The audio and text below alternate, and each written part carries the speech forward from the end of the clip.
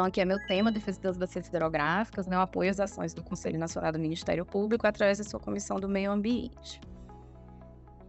Eu queria falar só rapidamente sobre a Comissão do Meio Ambiente. Eu sei que alguns conhecem, outros nem tanto, mas ela foi criada em 2016, como o Marcelo falou. O Marcelo ajudou aí a iniciar essa comissão lá no Conselho Nacional do Ministério Público, e eu fui atuar na comissão em 2017.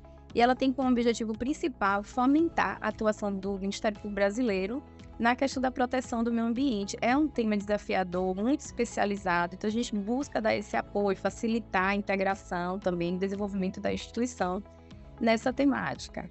E para atingir esses resultados, né, mais eficientes, ela foi instituída com base nesses princípios da unidade e da indivisibilidade, já que a Constituição fala que são os princípios que regem o Ministério Público brasileiro. A gente precisa também dessa unidade e indivisibilidade a nível nacional, entre todos os ramos e unidades do Ministério Público. Então, a comissão garante, assim, uma atuação mais integrada, mais harmônica, com técnicas e métodos que podem ser difundidos com todas as unidades da federação, né, para garantir uma maior proteção dos nossos recursos ambientais. Deixa eu ver aqui. Parece que travou um pouquinho, mas vamos lá. Agora vai. Então, por que a gente escolheu a questão das bacias hidrográficas para a defesa dos recursos hídricos como um tema prioritário logo no início da Comissão do Meio Ambiente?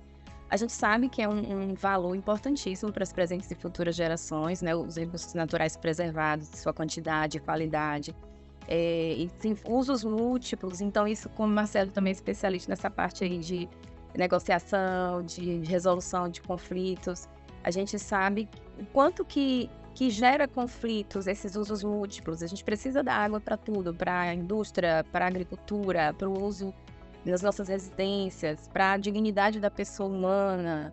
A gente sabe, por exemplo, que o mapa do saneamento, onde tem menos saneamento, onde tem menos acesso à água de qualidade, quantidade e potável, onde tem mais violência também, a ausência do Estado.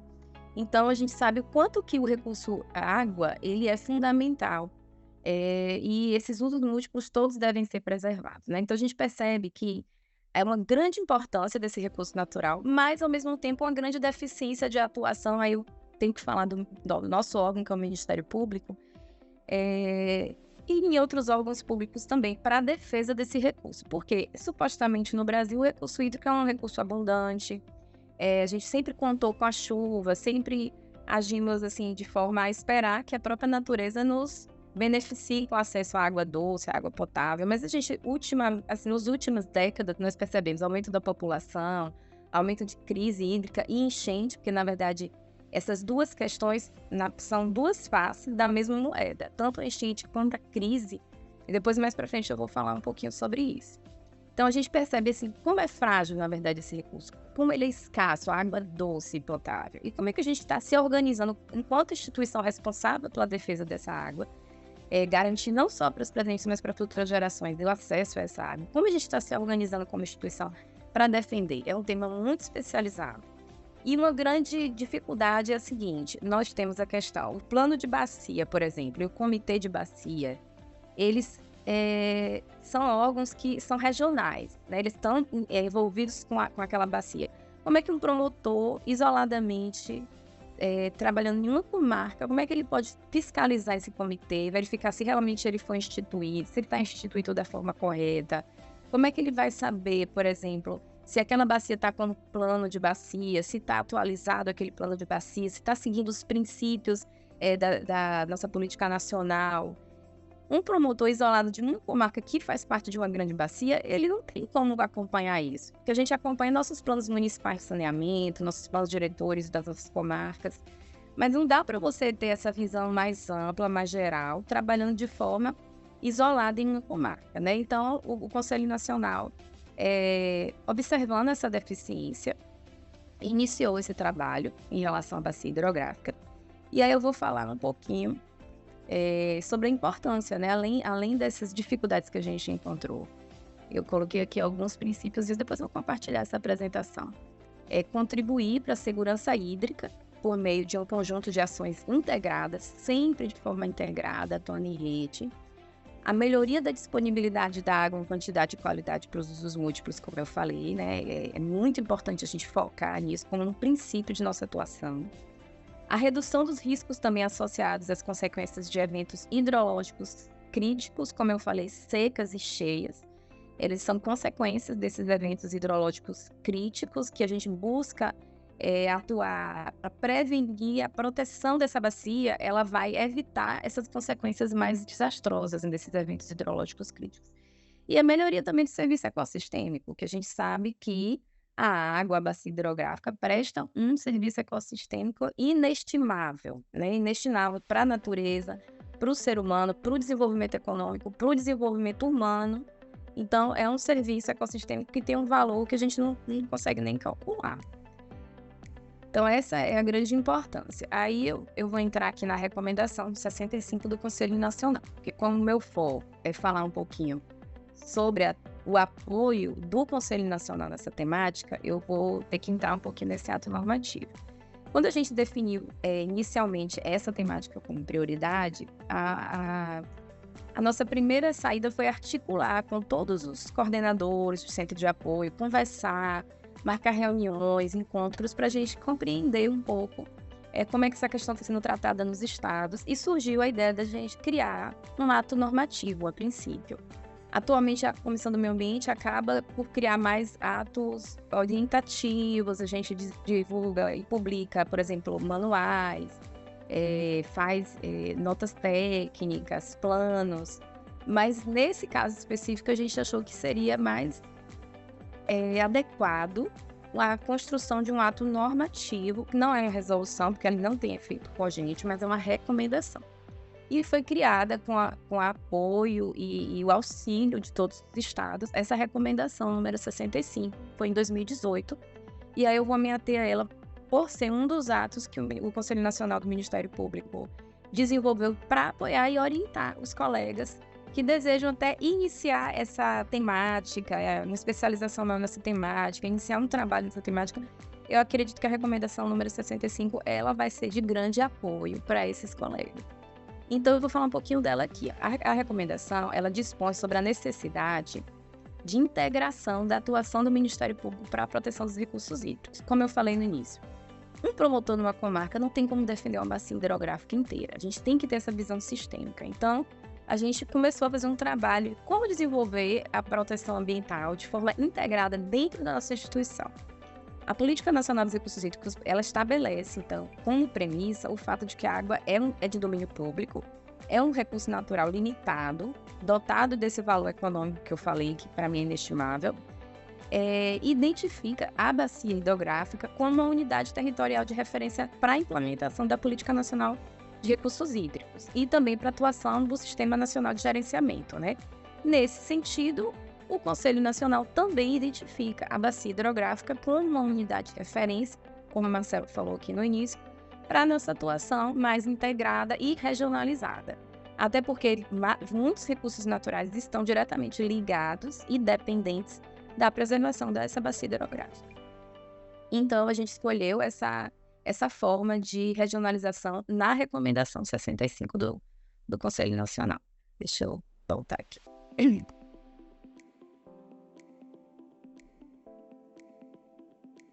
Então, a gente percebe o seguinte, não tem como defender os recursos hídricos sem essa fundamental integração da sua proteção. Então, constitui as diretrizes gerais dessa ação para a implementação da política, né? A integração também dos recursos hídricos no gerenciamento, gerenciamento dos recursos hídricos, ela tem que estar também integrada à gestão ambiental, à gestão, por exemplo, também de diversos planos da região. Então, a gente tem que estar observando as diversidades físicas, bióticas, demográficas, econômicas, sociais, culturais das diversas regiões do país. E como o Marcelo falou no início, todas essas características estão muito integradas dentro da bacia. E a gente precisa articular esse planejamento desse uso dessa região, né?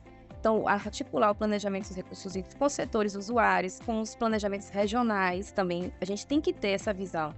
Planos regionais, estaduais, nacionais, articular também com a gestão de recursos hídricos com o uso do solo, com o plano de saneamento. Então, a gente precisa estar articulando como eu falei, os nossos planos municipais têm que estar articulados com esses planos regionais de recursos hídricos. Então, a integração total dessa gestão, até com outros países, recursos hídricos transfronteiriços. Então, a gente tem que sempre observar de forma mais sistêmica toda essa problemática, integrando todos os planos ao plano de recursos hídricos, aos planos de bacia. Então, a gente criou essa recomendação 65, como eu falei, e eu vou ler só o primeiro artigo, que ele é muito importante. Recomenda-se a criação pelos Ministérios Públicos da União dos Estados, respeitadas as autonomias administrativas e financeiras de cada ramo, de grupos de atuação integrada na defesa dos recursos hídricos, constituídos preferencialmente de acordo com a abrangência territorial da bacia hidrográfica, como eu falei, é a unidade de referência, mas não só. Às vezes a bacia é muito grande, então a gente pode fazer uma diminuição dessa área, né, para viabilizar até, porque às vezes envolve vários estados. Então, a gente também aconselha que pode ser feito por subbacias, corpos hídricos identificados como vulneráveis ou prioritários para o estado, porque é um manancial, por exemplo, de abastecimento público. Isso tudo pode ser identificado como área de abrangência territorial para os grupos, né? E o que acontece? A gente fez essa recomendação dos grupos de atuação integrada, porque assim, é uma discricionariedade de cada Ministério Público escolher qual é a melhor forma de regionalizar a sua atuação ambiental. Pode ser por promotorias regionais, pode ser por GAEMAs, né, grupos, núcleos também. A gente vê que existe uma variedade de formas que os Ministérios Públicos do Brasil todo vêm escolhendo de acordo com sua realidade, tanto local quanto até financeira da instituição. É uma escolha livre do gestor. Então, a gente colocou a princípio os grupos que, mesmo que o gestor, que é o procurador-geral, não faça um núcleo ou uma unidade mais definitiva, mas aqueles colegas que estão na bacia, eles têm que estar conversando entre si, eles têm que buscar uma integração. Então, esse grupo é uma sugestão de que, mesmo que não haja a ação da gestão, os próprios colegas que estejam ali na bacia, eles devem se comunicar e atuar em grupo. Então, objetivos e estruturas desse grupo, né? A gente orienta que o grupo de atuação integrada terá o objetivo, então, de adotar medidas extrajudiciais e judiciais para a proteção da bacia hidrográfica, sob bacia ou corpo hídrico, né?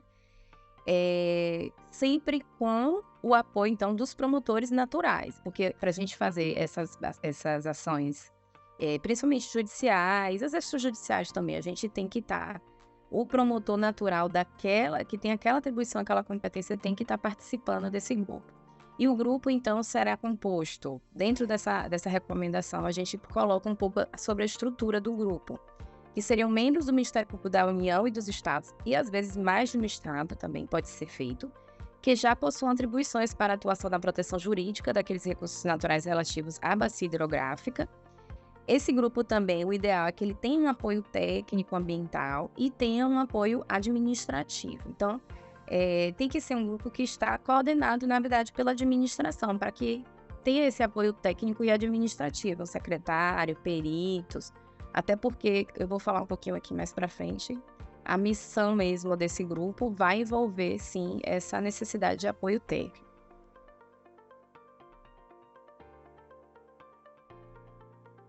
Bem, aqui a gente definiu, junto, como eu falei, foram os colegas do Brasil todo que ajudou a definir os eixos principais de atuação. São 4 eixos para a proteção das bacias hidrográficas, né? Então, o trabalho do grupo, ele é composto com esses, na verdade, 5 eixos, desculpa. O eixo número 1, eu vou falar um pouquinho deles. O eixo número 1, como eu falei no início, é a base legal e institucional da bacia. O eixo número 2 seriam áreas produtoras e de preservação da água. Depois, o eixo 3, quantidade e qualidade da água, que é um tema fundamental. O 4, empreendimentos e atividades utilizadoras de recursos ambientais efetiva ou potencialmente poluidora, né, que pode causar uma degradação naquela bacia. E o eixo 5 são alguns tópicos especiais que a gente identificou como prioritários. Marcelo, eu não estou controlando o tempo, você depois me avisa, tá? Quando for assim, estiver um pouquinho mais adiantado, pode ser? Pode ficar tranquila. Você quer que eu te avise uns 10 minutos antes, ou 5 minutos antes? Você escolhe. Deixa eu ver aqui. Deixa eu consultar aqui os universitários e te falo daqui a pouco aí. Peraí. vou continuar aqui. Então, eu vou fazer uma pequena, assim, esmiuçar um pouquinho esses eixos para a gente compreender qual seria a orientação de atuação. Então, como eu falei, essa recomendação, ela já vai dando um norte, um caminho. Como é que a gente faz para proteger a bacia hidrográfica? É tão desafiador, será que a gente não tem um passo a passo? Então, foi mais ou menos essa a intenção. É a base legal institucional da bacia hidrográfica, então a gente primeiro tem que, o básico, identificar todos os atos administrativos, normativos relativos à criação de comitê de bacia hidrográfica, fiscalizar sua correta implementação, a sua composição. Pode falar, você... Emite, Tacílio, desculpe interromper, entrou aqui na sala com a gente agora o nosso subprocurador-geral institucional, doutor Alexandre José Guimarães, que é uma pessoa que tem apoiado muito a nossa atuação aqui. Então, desculpa interromper, mas eu não poderia deixar, e depois eu queria convidar o doutor Alexandre, no intervalo da sua fala, doutor Alexandre, ele dá uma palavrinha para a gente, tá? Desculpa interromper. Bom dia para o doutor Alexandre também. Então, aqui a gente vai tratar um pouquinho. A primeira coisa é essa questão de identificar. A gente precisa fiscalizar, acompanhar. Existe a correta implementação, a composição também. Ela tem uma participação adequada, funcionamento, cumprimento das deliberações. Então, adotar também providências concretas no sentido da criação quando não existe. Porque a gente sabe que a nossa dura realidade é que não existe comitê de bacia, não existe plano de bacia em todas as nossas bacias, né? Então, isso é para ontem, é uma coisa que a gente tem que realmente fazer esse levantamento, até porque a partir desse levantamento desses dados é que a gente vai traçar as melhores políticas institucionais, os melhores caminhos de defesa daquele recurso, né? E essa parte do planejamento tem muito a ver com a prevenção. Então, o comitê de bacia garante a participação popular, né? É importantíssimo. Depois a gente tem que identificar a legislação relativa ao plano de recursos hídricos por bacias hidrográficas, fiscalizar também sua adequada criação, quando ele não existe, sua atualização, também que é fundamental, identificar leis, normas relativas a compensações ambientais, e aí é um mundo, né? Compensação ambiental, cobrança pelo uso da água, a fiscalização também da correta destinação, além da fiscalização da existência de sistema de informação, enquadramento dos corpos de água. Então, a gente precisa defender essa bacia, além do plano e do comitê, que é a participação popular, e o planejamento para a prevenção de degradação, a gente tem que entender que esses recursos, eles são caros para serem preservados. Como qualquer recurso natural, a gente tem que parar com aquela ideia de que, através da ética, da moral, dos bons costumes, a gente vai convencer as pessoas a defender os recursos naturais. Na minha opinião, isso, infelizmente, não é suficiente, né? E nem nossos instrumentos de comando e controle, por exemplo, também não são suficientes para a defesa dos nossos recursos.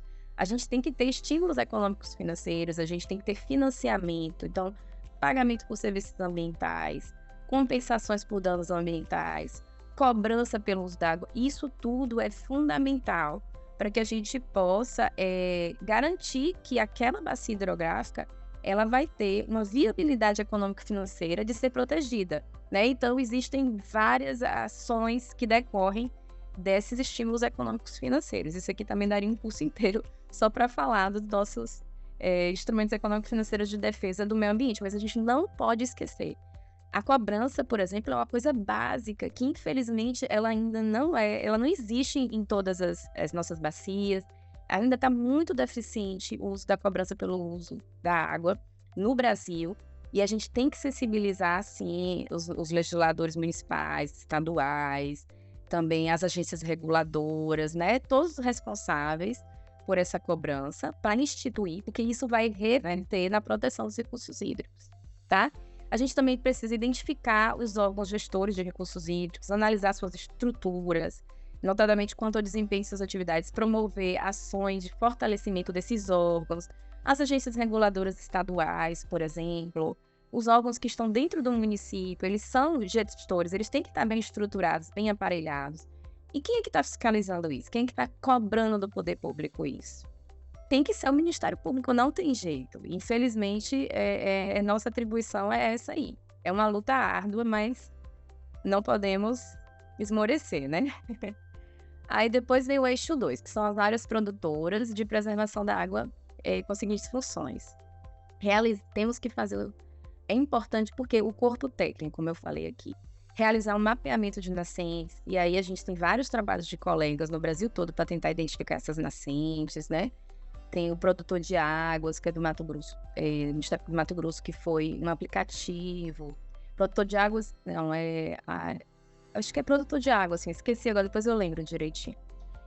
A gente tem um aplicativo desenvolvido pelo Ministério Público, o Conselho Nacional do Ministério Público fez um acordo de cooperação técnica com eles. Não, Água para o Futuro, desculpa. Água para o Futuro. O Produtor de Águas é um sistema também muito interessante de pagamento de serviço ambiental da Agência Nacional de Águas, que a gente até teve uma palestra agora no evento da Abrampa sobre ele. Também muito importante esse projeto.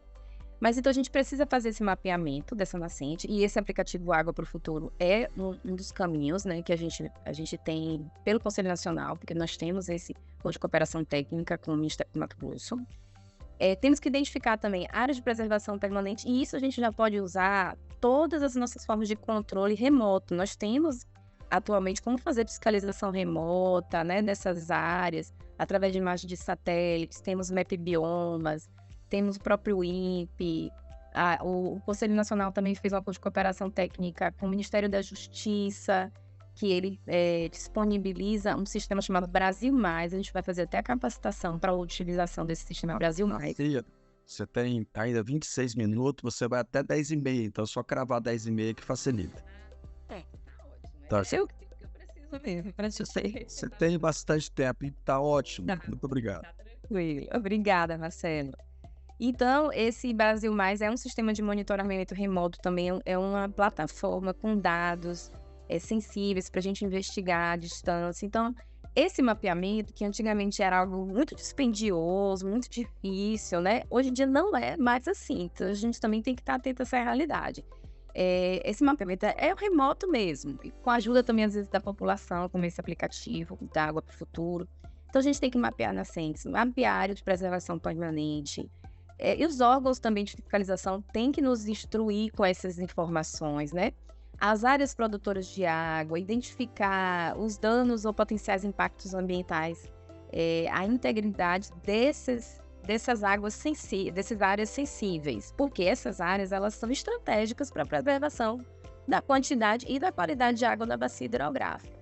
E não só o MP fazer isso, mas assim, cobrar dos órgãos técnicos, isso é o mais importante até, que eles se estruturem para fazer isso, para fazer esse acompanhamento, essa identificação, essa preservação, instituir também programas como esse Produtor de Águas da ANA que eu falei, de pagamento por serviços ambientais para preservar essas nascentes, por exemplo, porque o produtor rural que tem nascentes ou área de preservação, que são fundamentais, por exemplo, para um manancial de abastecimento público, né, de uma cidade inteira depende daquele manancial para abastecer, o abastecimento público. As empresas de saneamento, por exemplo, elas têm a obrigação de financiar a proteção dessas áreas, porque isso está até na lei do SNUC. E aí a gente pode criar, através de leis municipais, leis estaduais, então, uma articulação local, a gente pode criar um sistema de pagamento por serviços ambientais, né? Através dessas leis, o Ministério Público, por exemplo, pode ser um indutor dessa política pública, um indutor da criação dessas legislações de pagamento de serviço ambiental. Então, por isso que a gente tem que identificar onde é que estão essas áreas que são essenciais para o abastecimento público e como ajudar nessa preservação. E aí eu indicaria esse caminho do estímulo econômico financeiro. Então, adotar também providências extraprocessuais ou processuais, cíveis e criminais, né, para proteção, preservação, recuperação das áreas, estímulo ao desenvolvimento de projetos, por exemplo, como eu falei, de pagamento de serviços ambientais, e projetos de incentivo aos serviços ambientais em geral. Não é só financiando também, é conscientizando, tem a questão da educação ambiental, tem medidas simples que às vezes a ANA, ela orienta tecnicamente, como fechar uma área, como plantar uma determinada espécie de planta ali para reflorestar, que gera uma quantidade maior de água. Então, às vezes, não é só financeiro a retribuição, mas a toda a sociedade se engajar em ações realmente que venham a estimular a preservação dos nossos recursos. Bem, aí depois tem o eixo 3, que aí é para a gente ter bastante atenção à questão da quantidade e qualidade de água, né? E fiscalizar a legalidade, por exemplo, das outorgas. Para mim, isso é um dos pontos mais sensíveis. para captação, recarga e cobrança pelo uso dos recursos hídricos e observância dos limites das outorgas. O que acontece? A outorga é um dos temas assim, que eu acho que o MP precisa realmente começar a ter mais atenção, focar, cobrar, exigir que esse instituto da outorga ele seja feito da forma mais adequada para a preservação dos recursos hídricos. Em primeiro lugar, a gente tem que entender qual é a capacidade daquela bacia hidrográfica. O que a gente vê acontecer é um número ilimitado de outorgas para um uso, às vezes, muito além da capacidade que a bacia tem. E quem é que está organizando, coordenando isso, fazendo esse comparativo, esse equilíbrio entre a capacidade da bacia e a quantidade de água outorgada? Nós sabemos, Marcelo, 70% da nossa água ela é usada para irrigação na agricultura, né? E 20% mais ou menos para o abastecimento, de 10 a 20% para o abastecimento público. Então, o que acontece? Na hora do Instituto da Outorga, para esse uso agrícola e para esse uso também de industrial, né? Ele tem que ter muito cuidado, porque eu defendo que a gente tem que exigir na outorga, a gente tem que exigir que o órgão que dá a outorga, né, o outorgador, que ele exija um plano, por exemplo, de economia da água. É uma coisa que eu me preocupo muito. Eles são os grandes usuários. Como eles são os grandes usuários, eles precisam ter uma responsabilidade diferenciada. É como a gente falou, aquele princípio, responsabilidade comum, porém diferenciada. Os grandes usuários, eles usam muito mais o recurso. Então, eles precisam ter uma responsabilidade ainda maior. Então, eles têm que, no momento da outorga, apresentar um plano de economia para o futuro. Você vai começar a lucrar com o uso da água. Então, você vai ter que investir uma parte desse lucro em medidas de economia. Então, em tecnologia, você vai ter que buscar, por exemplo, irrigação que use água da chuva, ou você tem que fazer pequenas barragens na sua propriedade rural, ou você vai investir na tecnologia de reuso da água, que hoje em dia é muito barata, a depender do nível de potabilidade que você precisa para o reuso. Então, você precisa, nessa outorga, apresentar, os grandes usuários, claro, apresentar esse plano de economia gradual do uso da água. Então, você vai ter aqui agora no início uma quantidade maior de água, mas depois essa quantidade vai diminuindo e você vai ter que se adequar a isso. Então, é outra coisa que também é importantíssimo na outorga. É um planejamento para o momento da escassez hídrica. Quando você permite que um usuário use uma quantidade muito grande de água, ele tem que saber que aquela quantidade nem sempre vai estar disponível. Talvez ali naquele momento, aquela bacia tenha até a capacidade para aquela quantidade de uso. Mas em um momento de crise, porque a crise ela é esperada, a gente sabe que ela pode acontecer. Eu só não sei precisar que dia que vai acontecer, que ano que vai acontecer. Mas a gente sabe que ela acontece eventualmente. Não é uma coisa que a gente tem que pegar a gente de surpresa, a gente tem que estar preparado e planejado para isso. Então, é na hora da outorga que a autoridade que concede a outorga, ela tem que especificar já, em momento de crise instalada, uma crise já que for reconhecida formalmente pelos órgãos públicos, você não vai ter direito a essa quantidade aqui. Sua quantidade vai ser menor e já pode até estabelecer um percentual. Você vai ter 30% do valor aqui dessa outorga. Então, você já tem que se planejar para isso. Isso é uma coisa que na Europa mesmo é muito utilizada e o Brasil, a gente é simplesmente reativo. Todo mundo tem sua outorga na hora da crise, por exemplo. É uma briga, um Deus nos acuda para ver quem é que vai diminuir, quem vai limitar, quem é que vai conseguir se adaptar à quantidade menor e ninguém quer ceder, né? Aí cria o conflito, né, Marcelo? Para poder resolver uma questão no calor daquele conflito, da crise, é muito mais difícil. Se for uma questão planejada previamente, não. Então, a gente precisa realmente observar essa questão dos limites das outorgas e essas circunstâncias, né, de um planejamento para a economia, de um planejamento para uma situação de crise instalada. Tudo isso, o grande usuário, principalmente, tem que estar ciente. E aí, cabe a gente cobrar isso, né? Acompanhar a atuação também dos órgãos ambientais competentes na fiscalização das condicionantes das licenças ambientais. Então, para você adquirir uma licença ambiental, a gente tem que ter essas condicionantes quando, principalmente, ela vai afetar o recurso hídrico. Essas condicionantes têm que ser muito rigorosas, elas têm que ser muito bem acompanhadas. Adotar providências extraprocessuais e processuais civis e criminais também que garantam ao cidadão essa disponibilidade de água na quantidade e qualidade suficiente. Bem, deixa eu ir passando. O quarto ponto, empreendimentos e atividades utilizadoras de recursos ambientais, efetivas ou potencialmente poluidoras. É muito importante a gente ter conhecimento de que tipo de empreendimento e atividade potencialmente poluidora existe ali dentro do raio da bacia hidrográfica. Se a gente está atuando para proteger aquela bacia, a gente tem que já conhecer os potenciais riscos maiores que existem, né? Então, fazer um levantamento, mapear esses empreendimentos, essas atividades que possam gerar esses impactos, fazer também esse acompanhamento das licenças, dos condicionantes, está cumprindo mesmo, não deixar para olhar isso depois que o dano já está lá configurado ou um desastre aconteceu. A gente tem que ver essas medidas condicionantes paliativas de prevenção. Elas têm geralmente uma calendarização daquilo, né? Aquilo ali realmente está sendo cumprido, eles estão realmente atuando de forma preventiva para evitar esses grandes impactos. E promover o levantamento também da estrutura de pessoal e material dos órgãos licenciadores para verificar a existência de condições adequadas para o exercício da atividade nos processos de licenciamento, adoção de providências também cabíveis, porque aí é um processo estruturante. Não é o promotor que vai poder estar ali fiscalizando no dia a dia esses empreendimentos, né? A gente tem que ter essa noção geral que existe, que tem condicionantes, marcadores importantes, a gente pode acompanhar, mas quem vai fazer essa atividade mesmo ali, de comando e controle, de fiscalização diuturna, são os órgãos. Eles precisam estar dotados de aparelho, de material, de pessoal, de estrutura suficiente para esse desafio.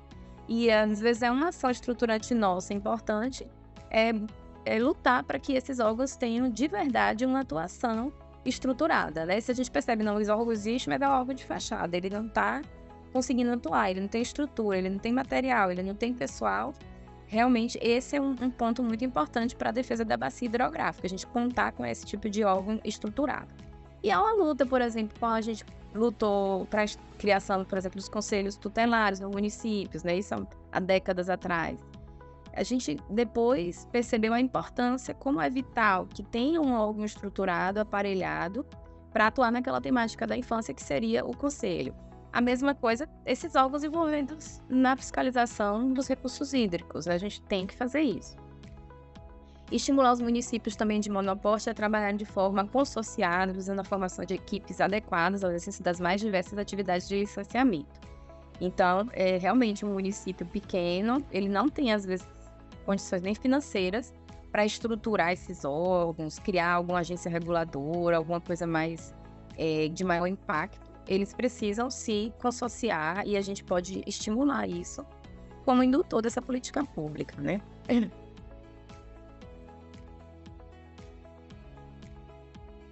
Bem, aí o tópico quinto são tópicos especiais, que é atuar para que o poder público adote medidas de incentivo, que toda edificação permanente se conecte na rede de esgoto sanitário disponível, com vistas à garantia da universalização do saneamento, evitar a ociosidade das redes próprias, protegendo também os cursos da água de lançamento de efluentes domésticos que não são tratados, medidas que forem possíveis, haver disponibilidade também na estação de tratamento de esgoto, né, na medida que foi desenvolvida essa estação de tratamento. A gente precisa sair um pouco dessa obscuridade. Às vezes as nossas cidades, nossas comarcas são um verdadeiro queijo suíço, cheio de poços, de poços artesianos. Muitas vezes não tem fiscalização, não tem autorização.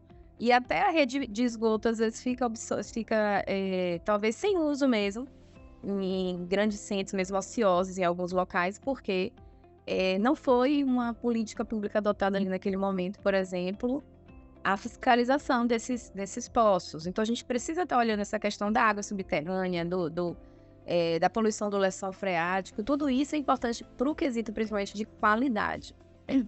Então, são só pontos, assim, para a gente ter atenção. Claro, Marcelo, eu não quero nem assustar os colegas, assim, é um trabalho hercúleo, é muita coisa. A gente está chamando a atenção porque, assim, às vezes, uma realidade, você já está avançado em ponto. Eu tenho comitê de bacia, eu tenho plano, minhas outorgas já estão equilibradas, mas a gente vai levantando alguns pontos que a gente pode verificar se é prioridade ou não para aquela realidade local, né? Então, eu não tenho aquela ilusão de que a gente vai conseguir fechar tudo isso, não. São só pontos importantes para a gente ter como se fossem os indicadores de como atuar, a partir de que metodologia atuar também, né? Aí a gente faz o que a gente vai entendendo como prioritário para nossa região e mais importante. Combater também, como eu falei, os perfuradores irregulares, né, desses poços. Pronto, isso aqui eu já disse. Então, vamos para o próximo. Então, esse é o último ponto de eixo de atuação, né? Para fazer tudo isso, como eu falei, é um grande desafio e a gente precisa de alguns instrumentos que facilitem nosso trabalho. E aí a gente fala sobre o diagnóstico da bacia hidrográfica. Para você fazer tudo isso, até para você definir por onde começar, qual a minha maior necessidade, o que vai fazer diferença aqui na minha região, a gente tem que ter esse diagnóstico da nossa bacia. E aí, identificar a eventual existência, como eu já falei no início, que é só um compilado do plano, compensação ambiental, usos indevidos de APPs, presença de empreendimentos hidrelétricos mineradores. Aqui eu estou fazendo um compilado. O mapeamento das nascentes, o levantamento da variação da taxa pluviométrica, até para entender a capacidade da outorga, a outorga e captação de água e despejo de esgoto, onde está, como está. A gente tem que ter mais ou menos uma visão. Não vou dizer que a gente vai ter todos esses dados, mas o máximo que a gente puder levantar para poder criar a atuação da bacia hidrográfica. Aqui a gente explica um pouquinho, né, que esse diagnóstico pode ser realizado com o levantamento das informações já existentes dentro dos MPs envolvidos, banco de dados também do cadastro ambiental rural, análise pode ser realizada pela equipe técnica, com o auxílio de órgãos externos também, poderá ser solicitado auxílio de agências reguladoras, comitê de bacia hidrográfica. Por isso que todos esses órgãos têm que estar estruturados e funcionando da forma correta, né, porque eles são grandes auxiliares nossos também, das empresas de saneamento, universidade, banco, Secretaria de Meio Ambiente, e aqui alguns órgãos que a gente cita como apoiadores, né, que a gente pode entender que eles vão nos apoiar de alguma forma na nossa atuação, Polícia Militar Ambiental, as Secretarias Estaduais do Meio Ambiente, municipais também. Então, para a gente até tentar articular com eles uma rede de atuação conjunta para a proteção dos recursos hídricos. Bem, eu falei um pouquinho, Marcelo, sobre essa nossa recomendação 65, mas a recomendação está lá, tem vários artigos. Eu só pontuei algumas coisas que a gente considera mais interessantes. Eu já estou até começando aqui a reta final. Vou falar só um pouquinho meu compromisso é falar sobre o apoio, né, e as ações do Conselho Nacional do Ministério Público. Não podia deixar de falar desse plano, que foi um plano que a gente também publicou, o plano de atuação do Ministério Público para o combate à situação de escassez hídrica. Não vou entrar tanto na temática porque a Alexandra vai falar muito melhor do que eu, mas eu quero apresentar um pouquinho também para os colegas que vão atuar nessa área, que existe esse plano nacional, está no site do Conselho Nacional do Ministério Público, na página da Comissão do Meio Ambiente. Eu vou falar rapidamente sobre ele. Deixa eu tomar só uma aguinha aqui.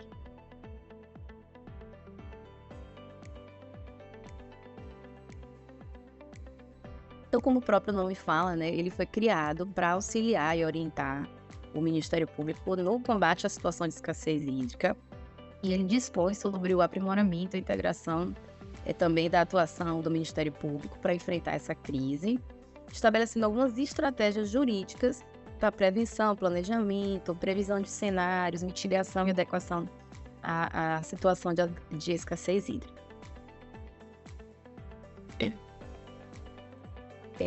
Então, aqui eu vou falar só um pouquinho rapidamente de alguns aspectos, que a gente sabe que a segurança hídrica, no aspecto qualitativo, né, é um tema de grande relevância social.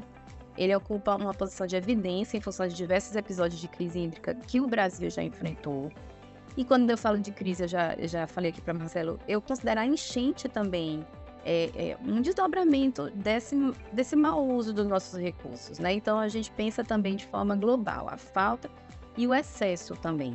Porque, Marcelo, já que estamos aqui com os colegas que têm essa intenção de defender os recursos hídricos, a gente sabe que nosso solo ele é muito compactado pela própria agricultura, pelo uso de materiais que impermeabilizam o solo, mas o próprio mexer na terra, a gente vai compactando o nosso solo. Então, quando chove, aquela água que choveu em quantidade muito grande, a gente fala: "Agora a gente tem água bastante, não vai faltar". Mas aquela água, ela escorre, ela tinha que estar penetrando dentro do solo, reabastecendo nossos lençóis freáticos, armazenando água para o futuro. Infelizmente, com essa compactação, a água não consegue entrar mais no solo como entrava décadas atrás. E o que é que acontece com essa água? Ela escorre para os leitos dos rios e rapidamente vai para o mar, transformando em uma água salinizada, salgada, né?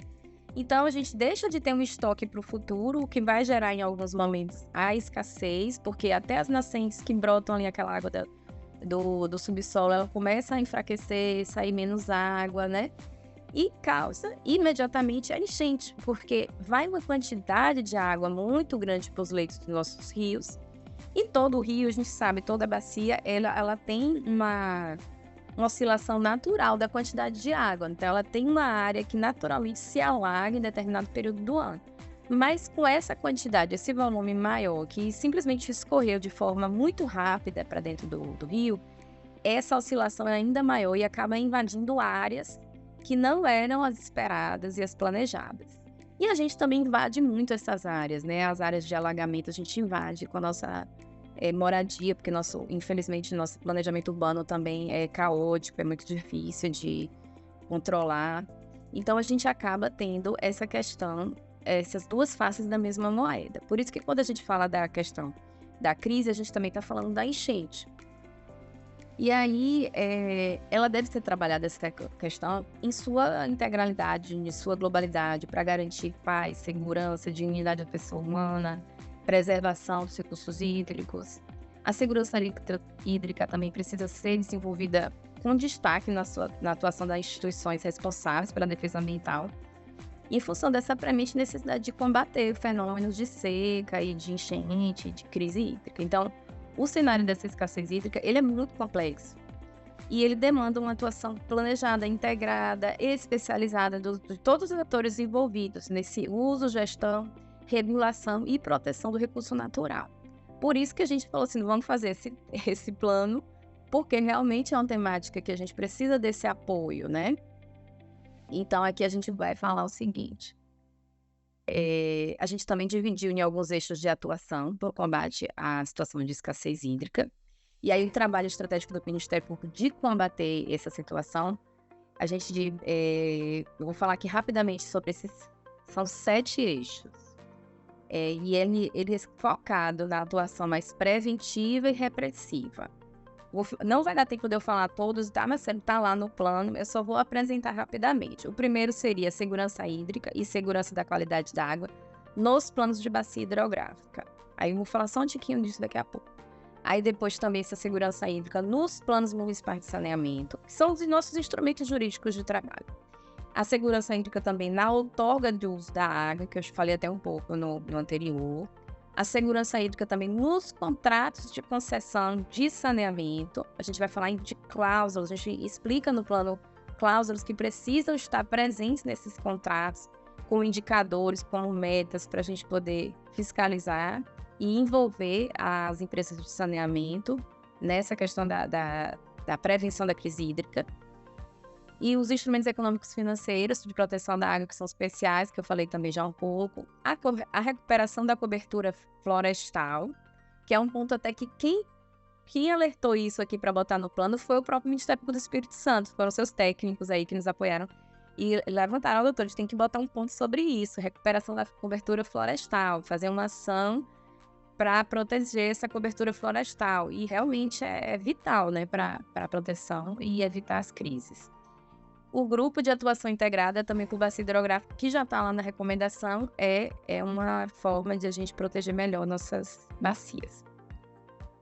Então, eu vou falar só rapidamente sobre a questão do que pode a gente incluir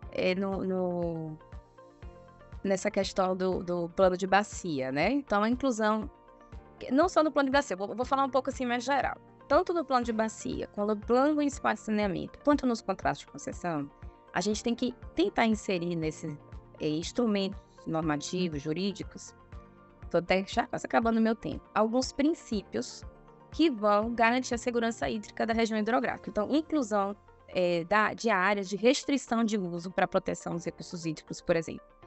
Você não pode, no plano de bacia, a gente tem que proibir o uso da água em determinadas áreas mais críticas. Então, a gente tem que ter esse mapeamento e fazer essa restrição. Inclusão, por exemplo, de normas e cláusulas relacionadas ao pagamento por serviços ambientais já no plano da bacia. A gente pode fazer essa inclusão de artigos que falem sobre isso. A proteção da água,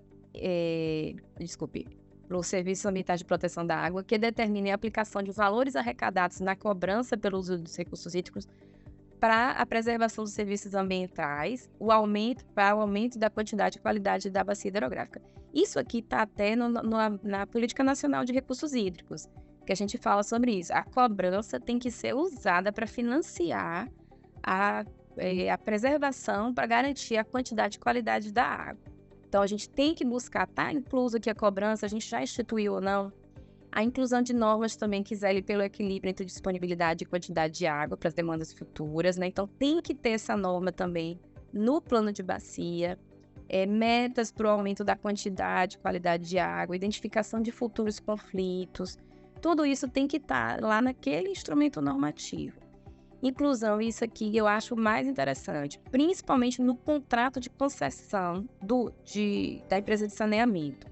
Você tem que ter normas nesse contrato e cláusulas relacionadas ao reuso da água no município mesmo pela empresa de saneamento, aproveitamento de águas da chuva, redução da perda hídrica, que é um grande problema nas nossas cidades também.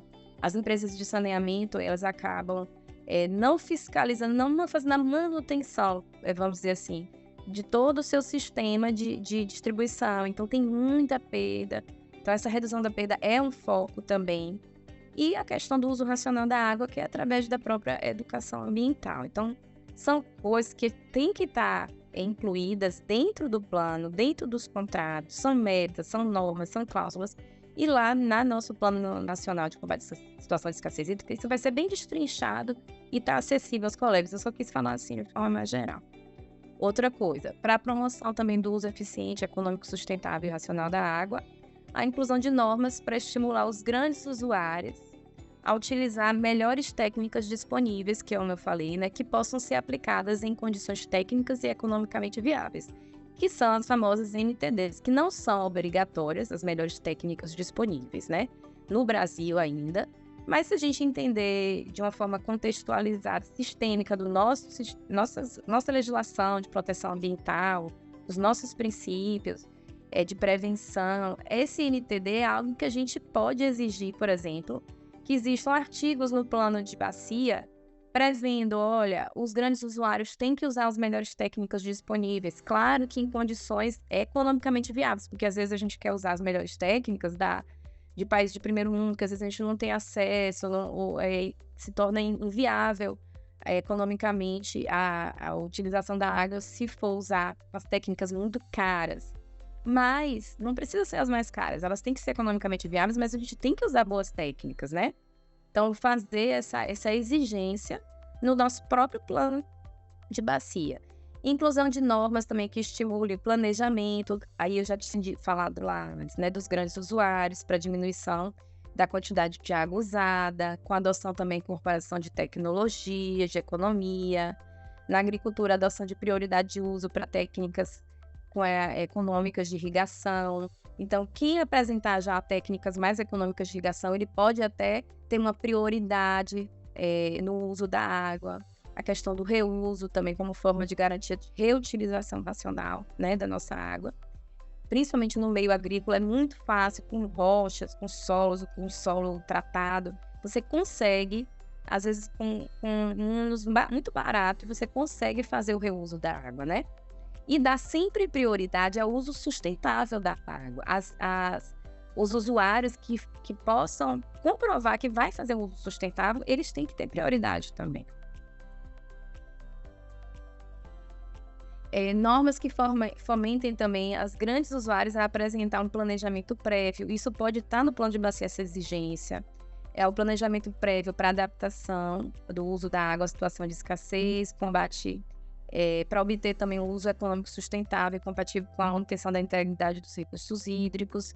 e seus usos múltiplos em período de crise. Isso eu falei um pouco já. E inclusão de normas que estimulem também a prioridade para a utilização economicamente mais equilibrada, racional, sustentável, sem prejuízo da proteção. Se você está pedindo outorga, mas você não garante essa sustentabilidade do uso da água, essa proteção daquele manancial, você não pode ter prioridade. Isso pode estar, sim, nos nossos planos. Bem, então só para finalizar, Marcelo, que eu acho que eu estou fazendo o tempo assim, bem apertadinho aqui.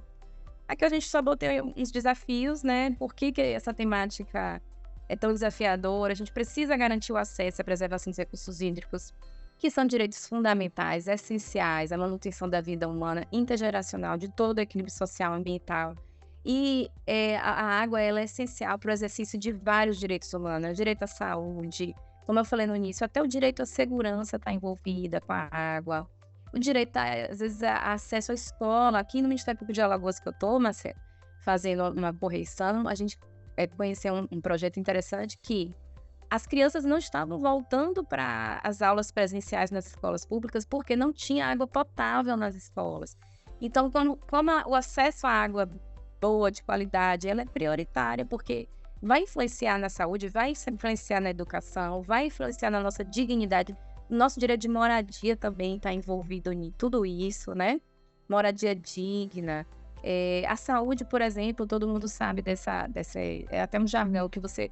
Acho que a cada R$ 4 que você investe em saneamento... Não, cada R$ 1 que você investe em saneamento, você economiza 4 na saúde pública, porque a gente sabe quantas doenças estão ali, né, presentes na água de má qualidade. Então, para isso, é de suma importância a nossa integração mesmo. A gente precisa se integrar, a gente tem que virar a chave, sair do comarquismo, do isolacionismo, buscar uma atuação mais articulada, mais especializada, mais estratégica, no sentido de proteger esse direito fundamental de acesso ao cidadão à água, até porque a atuação por comarca ela é muito boa para as questões individuais, mas difusos e coletivos, a gente precisa ter essa articulação mais sistêmica, em rede, e isso tem que ser priorizado pelos gestores, né, do Ministério Público. E proteger a água doce, subterrânea e superficial, que é um recurso ambiental limitado e finito, e por isso deve ser necessariamente priorizado e preservado. Vamos colocar isso, pelo menos temporariamente, como uma prioridade da nossa atuação ambiental. Então, eu quero só agradecer muitíssimo pela oportunidade. Aí tá o e-mail da Comissão do Meio Ambiente, CNMP. Qualquer dúvida pode mandar para lá, né? Os nossos materiais aqui que eu apresentei, a recomendação e o plano, estão no site do Conselho Nacional, na página da Comissão do Meio Ambiente, disponíveis para todos.